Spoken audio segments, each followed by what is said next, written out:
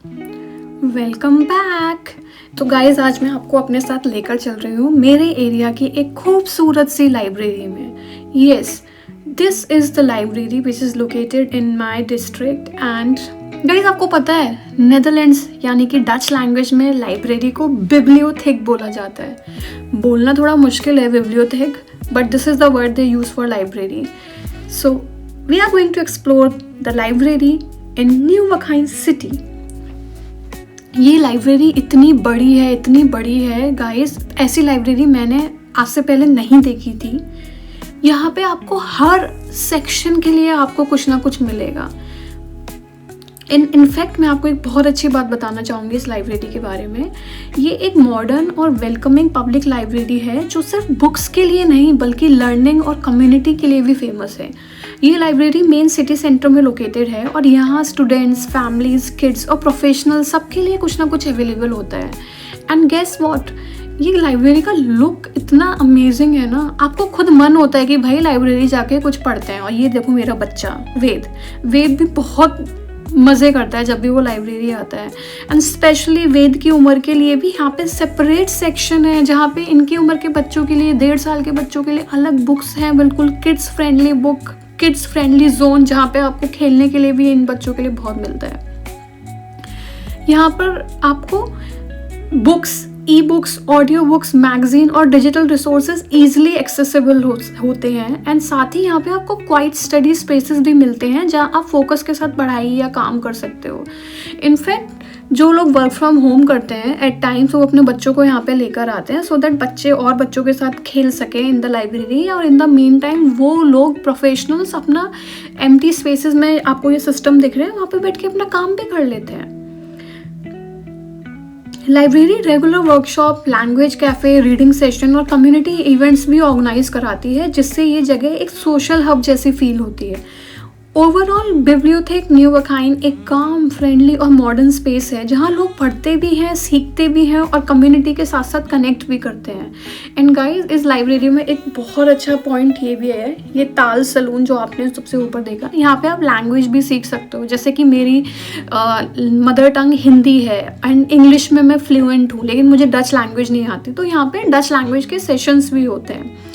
And आप ये देख सकते हो, ये सब अलग अलग एज ग्रुप के हिसाब से यहाँ पे आपको बुक्स मिलेंगी। 0 to 4 ईयर का पूरा डिपार्टमेंट सेक्शन अलग है, फिर उसके बाद 0 to 4 ईयर के बाद आपको यहाँ पे 7 ईयर तक के बच्चों के लिए बुक्स मिलेंगी। ऐसे करके इन्होंने पूरा डिवाइड किया हुआ है सेक्शन वाइज।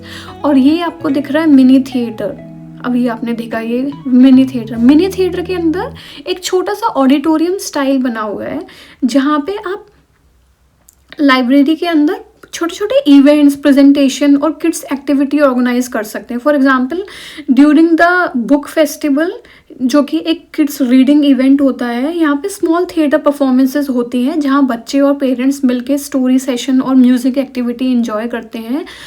यही वो एरिया है, यहाँ पे कम लोग बैठ सकते हैं लेकिन यहाँ पे ग्रुप एक्टिविटीज़ होती हैं। गाइस ये है ना कमाल की बात, मतलब मैंने तो कभी ऐसा स्मॉल थिएटर, मिनी थिएटर ही नहीं देखा लाइब्रेरी के अंदर। इस मिनी थिएटर्स में बेसिकली बच्चों के लिए स्टोरी टेलिंग और रीडिंग बेस्ड एक्टिविटीज़ होती हैं जो लर्निंग को फन बना देते हैं। कभी कभी एडल्ट्स के लिए भी यहाँ पे टॉक, डिस्कशन और कल्चरल प्रोग्राम होते रहते हैं। इससे यही प्रूव होता है कि library it's not just a place for reading बल्कि एक लाइवली कल्चरल स्पेस भी है। ओवरऑल मिनी थिएटर लाइब्रेरी का बहुत ही क्रिएटिव और सोशल साइड को हाईलाइट करता है और विजिटर्स को एक यूनिक एक्सपीरियंस देता है। Guys can you see how beautiful this library is. मेरा तो मन होता है मैं बस देखती रहूँ, मतलब इतनी सुंदर है, इतनी सुंदर लाइब्रेरी है, मैं क्या ही बताऊँ। एंड वेद इस लाइब्रेरी के बहुत इन्जॉय करता है, तो हम लोग at least once in a week Ved को लेकर आते हैं इस लाइब्रेरी के अंदर। एंड ये सब एंट्रेंस का पार्ट है और ये पूरा मॉल एरिया कनेक्टेड है लाइब्रेरी से। तो अगर आपको मॉल में आना है तो आप लाइब्रेरी भी आ सकते हो, या फिर लाइब्रेरी आ रहे हो तो आप मॉल भी इंजॉय कर सकते हो। वाइस वर्सा सिचुएशन है। ये देखो वेद बुक्स उठाते हुए। हाँ, वन मोर थिंग गाइस, यहाँ पे लैंग्वेज क्योंकि डच है, मतलब main official language of the Netherlands is Dutch, तो मोस्ट ऑफ द बुक्स आपको डच लैंग्वेज में ही मिलेंगी। इंग्लिश बुक का भी सेक्शन है बट वो काफ़ी स्मॉल सेक्शन है।